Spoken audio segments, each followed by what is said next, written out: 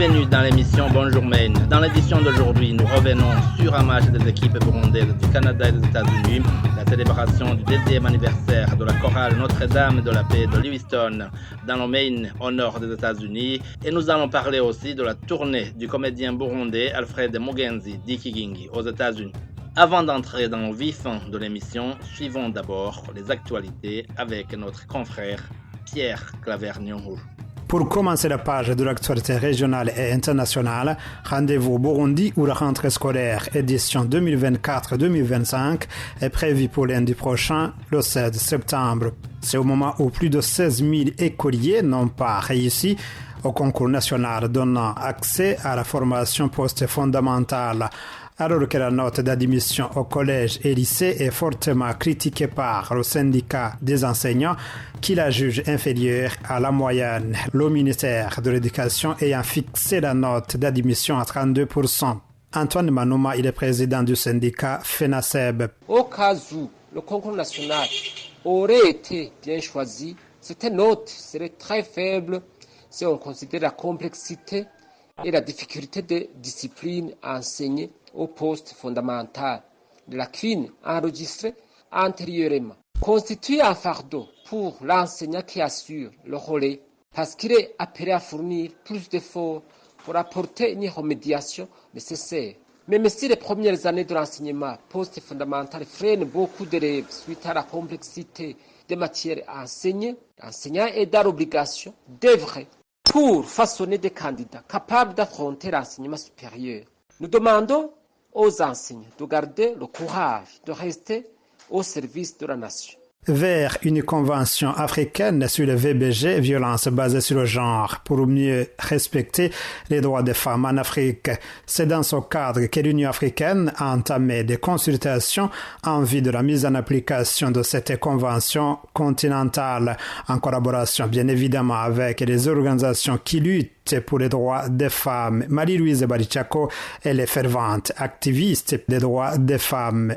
Cette convention, qui constituerait un grand pas dans l'effort d'éradication des violences basées sur le genre, vise la création d'un cadre contraignant qui comportera l'obligation de rendre compte, la protection et le soutien.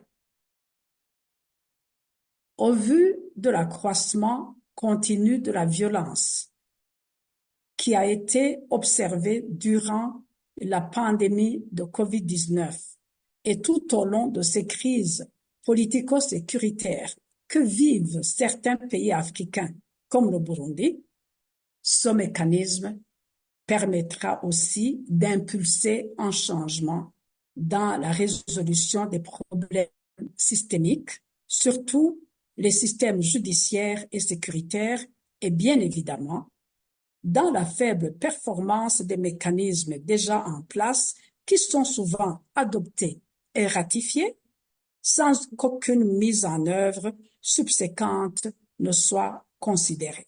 Si cette convention est adoptée, elle sera le premier instrument juridique continental pour la prévention et l'élimination effective de toutes les formes de violence à l'égard des femmes et des filles. Au Rwanda, le pays s'achemine vers la sécurité alimentaire bien assurée, d'après le ministre de l'Agriculture Ildefonse Moussa Fili. Déclaration faite après une conférence en la matière qui a réuni les experts africains. Par exemple, en matière d'irrigation, en matière de semences sélectionnées, en matière d'accès aux connaissances pour améliorer les pratiques agricoles qui sont utilisées dans le domaine. Le Rwanda est en avance par rapport à beaucoup de pays africains et ça, ce serait je dirais, un succès à partager, une leçon à partager avec les autres. Le Rwanda a également investi dans les infrastructures. Nous savons qu'au niveau du continent africain, jusqu'à 40% des produits agricoles périssent Hein, ils pourrissent et sont jetés, quoi. Donc, le Rwanda, en investissant dans les infrastructures qui permettent de conserver, de stocker ces produits-là, ça a un avantage pour le fermier d'abord, parce qu'il n'est pas pressé de vendre à n'importe quel prix, mais également il y a un avantage au pays de pouvoir parer aux périodes de crise. Pourtant, les experts misent sur l'intervention des banques pour des crédits agricoles en Afrique pour développer ce secteur. Il nous faut une banque agricole d'urgence en Afrique, là, partout dans les pays où il n'y en a pas, il faudrait qu'une banque... Parce que la banque agricole a la spécialité de collecter les informations, de prendre les risques dans le secteur, de s'entourer de garanties qui ne sont pas des garanties classiques pour le secteur du trading, par exemple, du commerce de détail, là. Pourquoi est-ce que les banques privées iraient dans l'agriculture? Ils n'ont pas d'appétit pour l'agriculture, tout simplement parce qu'ils ont d'autres choix. Et ce sont des banques privées. Moi, si j'étais directeur d'une banque, l'agriculture serait le cadet de mes soucis. À moins que je n'ai une subvention. Bon, on a commencé un modèle où certains bailleurs de fonds maintenant font transiter les crédits pour l'agriculture à travers des banques commerciales. Il faudrait au moins qu'on ait une banque qui est dédiée à l'agriculture. Deuxième catégorie, c'est les banques d'investissement. La plupart des produits des projets agricoles, par exemple le riz dans un marais, ça va être rentable au bout de 5-10 ans. Une banque qui te prête de l'argent à court terme, tu payes les taux d'intérêt, tu commences à payer après un délai de grâce de 4 à 5 mois. Ce n'est pas ça qui va faire l'agriculture. Il faudrait des banques qui s'engagent à plus ou moins long terme et qui sont par essence des banques d'investissement. C'est-à-dire qu'il faut croire au projet, injecter de l'argent et attendre que... L'AFC fait la même chose ici. Ensuite, il n'y a pas que les banques, il y a aussi tout le concept de marché des capitaux, de Agricultural Development Fund. Il faudrait que tout ce monde soit équipé à consommer ou à investir dans l'agriculture parce que ça prend des gens pour qu'on puisse mener tous la bataille de la sécurité alimentaire. En République démocratique du Congo, alors que des efforts de pacification à l'est du pays se poursuivent avec le cessez-le-feu entre le mouvement rebelle M23 et le gouvernement congolais. Kinshasa charge encore une fois Kigali. Pourtant, les deux pays font partie des accords de paix de Luanda et de Nairobi, ainsi que l'effort de cessez-le-feu imposé 2 fois successifs par Washington. Patrick Mouyaya, il est porte-parole du gouvernement congolais. Ce que je peux dire, c'est que le processus de Luanda autour du président angolais a été relancé.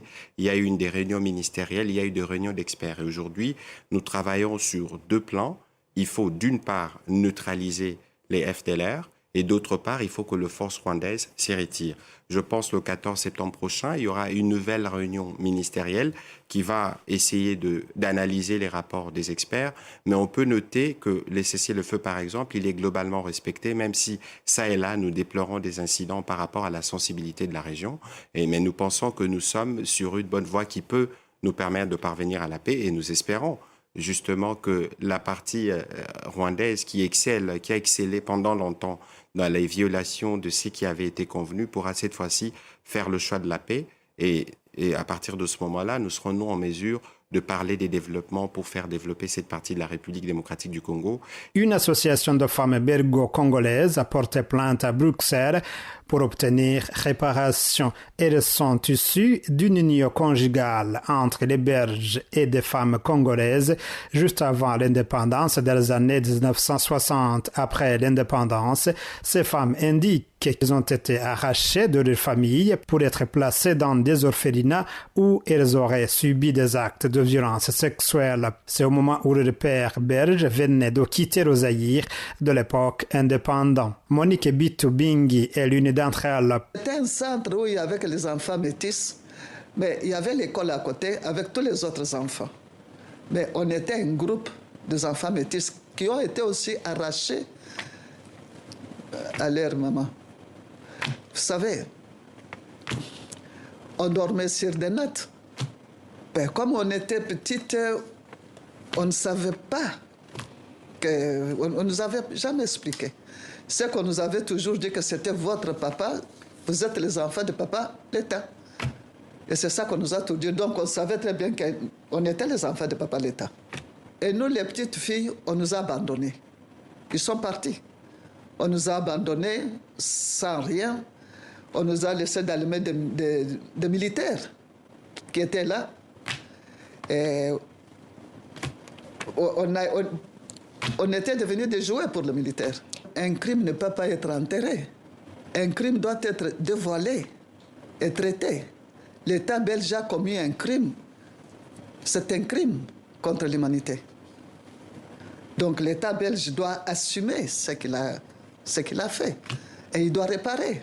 En 2019, le gouvernement belge a demandé officiellement pardon, mais pour ces femmes métisses, le pardon ne suffit pas pour réparer le préjudice causé par cet acte qu'elle qualifie de crime contre l'humanité. Leia Tavares Mujinga fait partie des plaignantes. Comment est-ce qu'on peut rattraper toute une vie perdue, vu tout ça? Parce que c'est une vie cassée, complètement. Après moi, par exemple, si mon fils a un souci, chez qui il peut aller s'adresser? Comment? Et si je ne suis plus là? Chez qui? J'ai pas de famille. Et c'est la faute à qui? Enfin, la guerre israélo-palestinienne qui va bientôt tourner un an. La défense civile de Gaza a annoncé qu'au moins 40 personnes avaient été tuées et 60 blessées dans la zone humanitaire d'Al-Mawassi à Khan Younes dans la nuit de lundi à mardi, dans une attaque qu'Israël présente comme dirigée contre un centre de commandement du Hamas. Et voilà, c'est ce que nous mettons un point final à cette tranche de l'actualité internationale. On vous le disait, chers fidèles auditeurs de Bonjour Maine. Dans cette édition, le journaliste d'Amjamba Africa, Ernest Ndaïsava, à Houston, nous fait le point d'une messe spéciale pour les immigrants africains où l'évêque de Portland, Maine, était présent à l'occasion du 10e anniversaire de la chorale Notre-Dame de la Paix. C'était le dimanche 18 août 2024 à la paroisse Sainte-Famille de Lewiston. Ernest Ndaïsava a eu un entretien, entre autres, avec Alain Gustave Bakundukize, un chrétien burundais vivant à Portland, qui était invité à cette messe. Je m'appelle Alain Gustave Bakundukize. Je suis venu de Portland. Je me suis associé à cette communauté de Lewiston parce que d'abord j'ai eu cette invitation en tant que chrétien catholique. Je me suis associé avec eux parce que nous avons le même devoir de diffuser la bonne nouvelle qu'ils sont en train de faire ici et je ne devrais pas y manquer. Je sais que vous êtes parmi les membres de la communauté Bekam, la communauté burundaise qui vit ici à Maine. Et chaque fois je vois que vous diffusez des messages de prière chaque matin. Vous le faites dans quel objectif? Le fait d'envoyer ces messages chaque matin, je les envoie après avoir prié. Et quand je prie, je veux que les autres aussi prient comme je l'ai fait le matin. C'est un des devoirs de tout chrétien qui doit le faire le matin. Je suis, comme je disais, je suis venu du Burundi. Et à l'école secondaire, je faisais partie d'un des mouvements d'action catholique qui est le scoutisme. Alors, on nous a appris à prier le matin, à prier le soir, afin qu'on puisse vivre en communion avec le Christ. Alors, le matin, je le fais parce que moi-même, quand je me réveille un bon matin, je dis, oh, il y a un miracle que j'ai eu et je vais partager ce miracle que j'ai eu pendant la soirée, la nuit, avec les autres. Alors, c'est un de mes devoirs de pouvoir partager ces prières que j'envoie tous les matins. Et prier en tant qu'Africain ici en Amérique, quel apport pour l'intégration? D'abord, ça aide les gens. Ici, il y a trop de tribulations, comme en Afrique, mais ici, il y en a beaucoup. Alors, les Africains qui vivent ici aux États-Unis, des fois, ils sont désespérés par-ci, par-là. À la fois, ils ne sont pas très directs avec la coutume d'ici, la culture d'ici. Et la prière, pour moi, c'est comme un pont qui peut les apaiser afin de pouvoir résister à certaines tentations qui peuvent les mettre à l'écart de la communauté, de la culture. Alors, nous essayons de rassembler les esprits pour qu'on puisse continuer à vivre la vie que Jésus nous a laissée. Et la chorale qui célèbre son anniversaire à cette occasion a chanté, a même dansé. Vous avez les petits enfants qui dansent, les petites filles qui dansent avec la culture africaine. Qu'est-ce que vous dites de cette participation de la chorale et de cet anniversaire? Je dirais c'est un don de l'Esprit Saint. C'est un don de l'Esprit Saint Et les différentes personnes que vous avez vues à la chorale, c'est comme un bouquet de fleurs. Vous savez, un bouquet de fleurs est formé de fleurs de différentes couleurs. Si vous avez un bouquet de fleurs qui est formé par des lys qui sont blancs et d'autres qui est avec jaune, rouge, noir, bleu et consorts, je crois que la plupart des personnes choisiront ce qui est multicolore. Donc, cette chorale m'a inspiré de ce bouquet de fleurs que Jésus nous a donné comme un don. Notre confrère a rencontré aussi le père jésuite Dominique Savion Habyarimana du collège de Boston. Il célèbre une messe pour la communauté africaine de Livingstone-Oban, soit en Kirundi Kinyarwanda, soit en français, chaque 3e dimanche du mois. Père Dominique Savion nous dit pourquoi la messe était spéciale. Je vous rencontre après l'Eucharistie du départ l'évêque. Est-ce que vous nous présentez et nous dire pourquoi cette Eucharistie a été spéciale pour aujourd'hui? Je réponds au nom du père Dominique Savio Habyarimana, jésuite qui fait sa mission à Boston College, et j'aide la communauté d'ici une fois le mois, le 3e dimanche du mois. Aujourd'hui, c'est une occasion spéciale parce qu'il y avait la visite de l'évêque auprès de cette communauté, mais en particulier, plus encore, la célébration du 2e anniversaire du choral Notre-Dame de la Paix. Chorale qui aide la communauté africaine dans son diocèse de Portland. C'est à cette occasion, c'est à ces circonstances que nous avons eu cette grande et joyeuse célébration aujourd'hui. À voir comment les gens participent dans la culture, bien dans la langue d'origine. Et quel rapport, quelle importance pour célébrer en langue nationale, bien dans la langue française, alors qu'ici en Amérique, c'est la langue anglaise qui prime. Nous savons tous que l'intégration, c'est un processus. Ce n'est pas une chose qui se passe dans une journée. Alors, ça se fait progressivement, pas brutalement. Alors, le fait que les communautés africaines puissent trouver une occasion dans la prière de se revoir dans leur culture aide dans l'intégration, bien sûr. Ça montre à la communauté locale que ceux qui arrivent ont une culture, ont une langue. Mais aussi, ça aide la communauté locale à voir que ce peuple avec une culture, avec une langue, a aussi la volonté d'être partie, de faire part à la vie de l'église locale. La chorale, en fait, c'est son 2e anniversaire. Alors, quelle est l'importance d'une chorale en langue d'origine africaine ici en Amérique? Ici, aux États-Unis, je disais que ceux qui arrivent n'apprennent pas la langue dans une journée. La première chose, c'est que la culture, c'est une richesse qu'il faut conserver. La chorale aide à conserver cette culture. Mais aussi, ça a une grande partie dans toutes les célébrations. Et d'ailleurs, l'Évangile nous dit que qui chante bien prie 2 fois. La chorale aide à prier, à s'enraciner dans la culture et aussi à s'intégrer dans la culture américaine. Et vous avez vu qu'il y a des Américains qui participent à danser, à chanter, à vraiment être éveillés par le rythme et la cadence des chansons en Kirundi, en Kinyarwanda et de la chorale. Comment vous appréciez cela?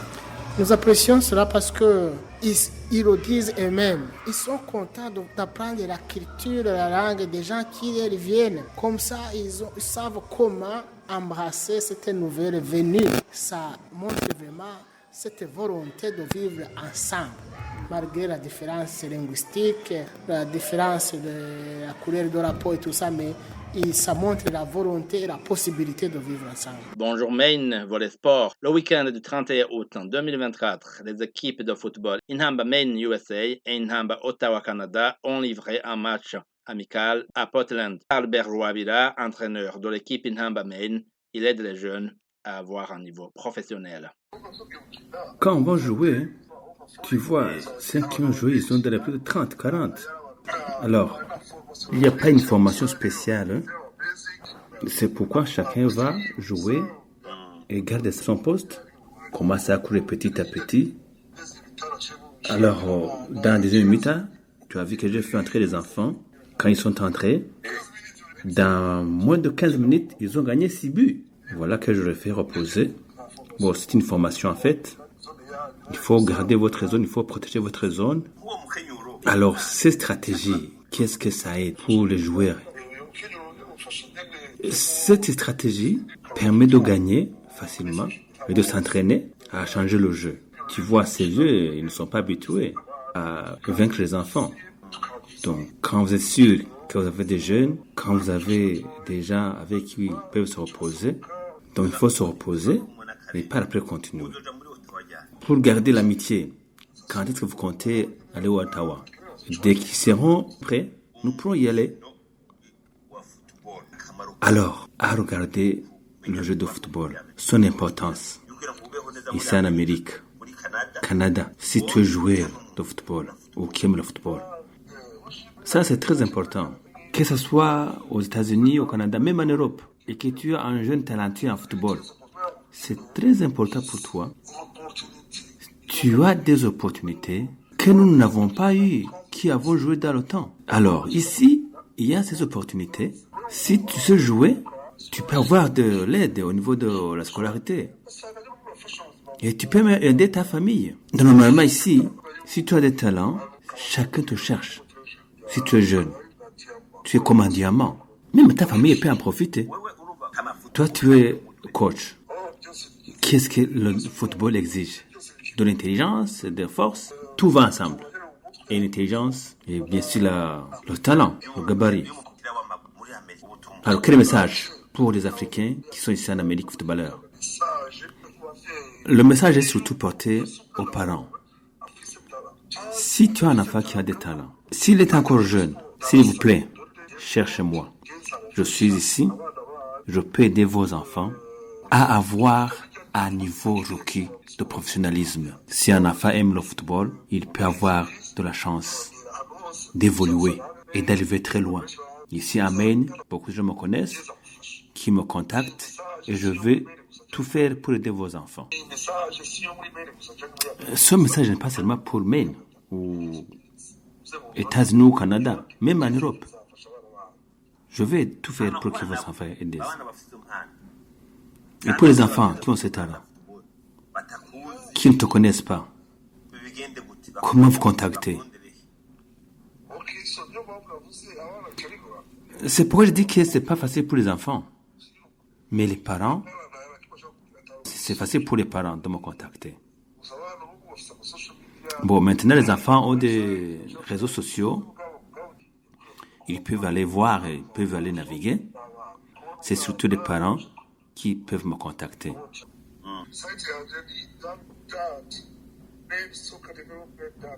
www.mainsoccerdevelopment.com.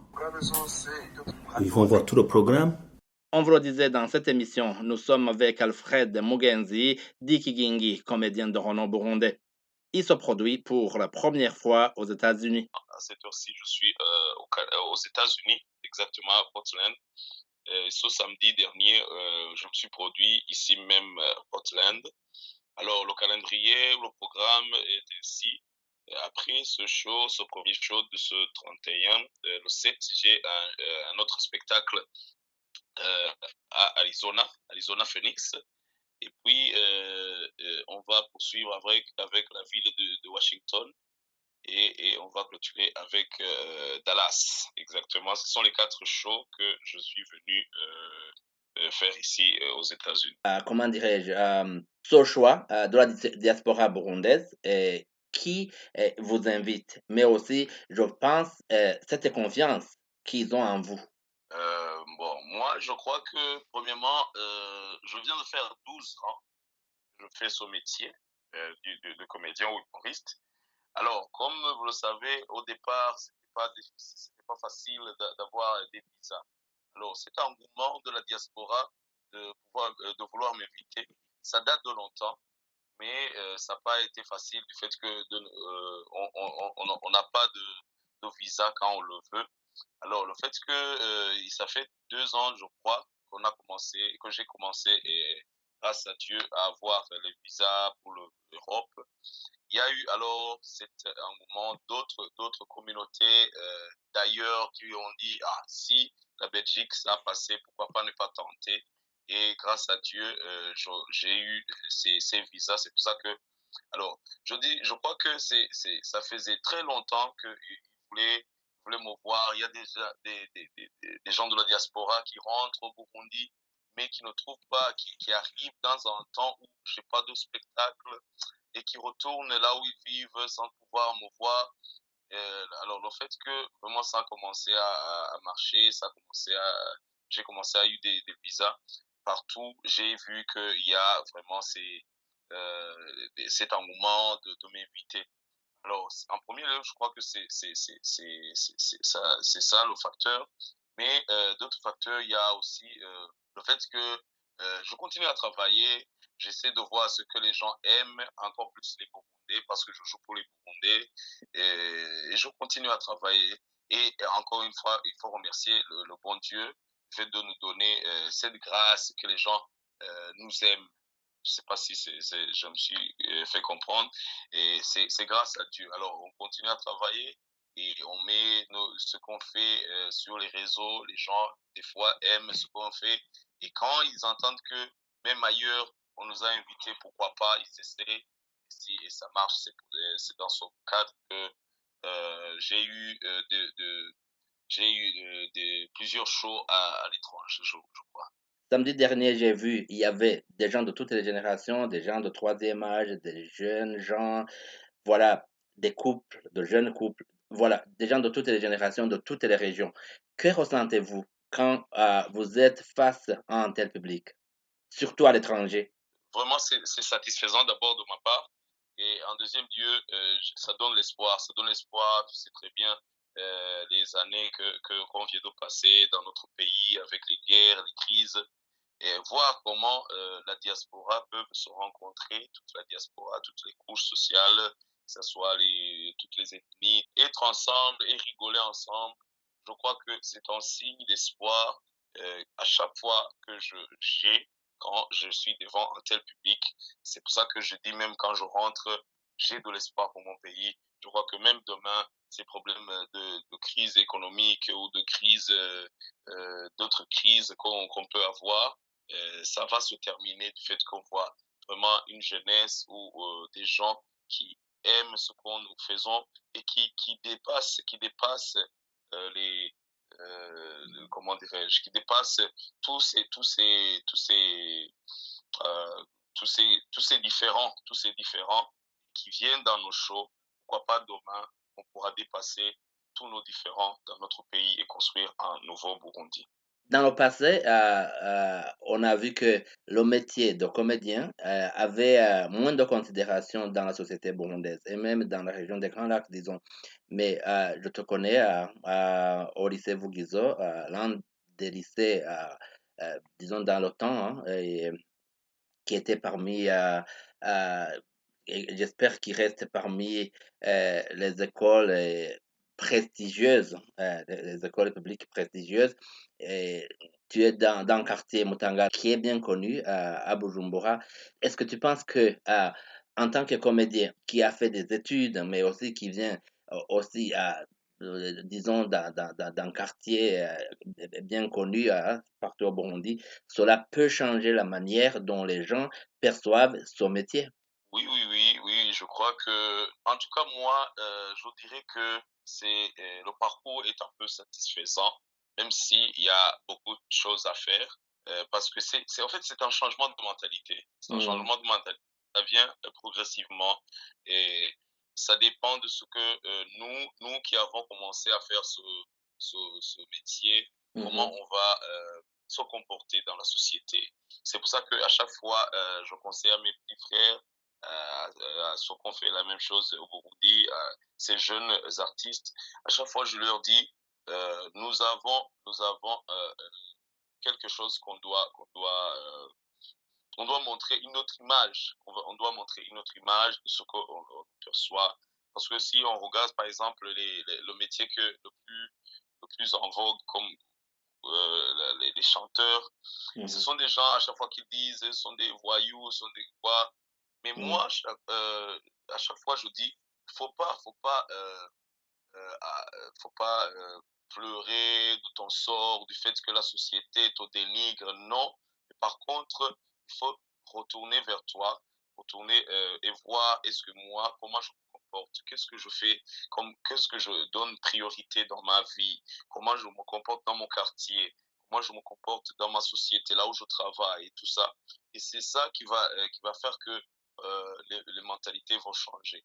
Bon, pour l'instant, vraiment, je dirais que ça va, du fait que on commence à avoir déjà des contrats avec des sociétés burundaises, avec des gens du Burundi, ce qui n'était pas fréquent ces dernières années.